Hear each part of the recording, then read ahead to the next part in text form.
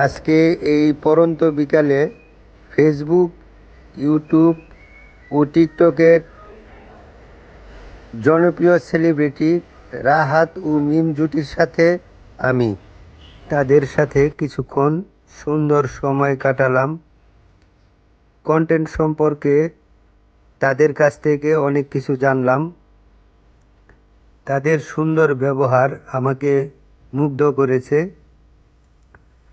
তাদের জন্য রইল আমার অনেক অনেক শুভকামনা।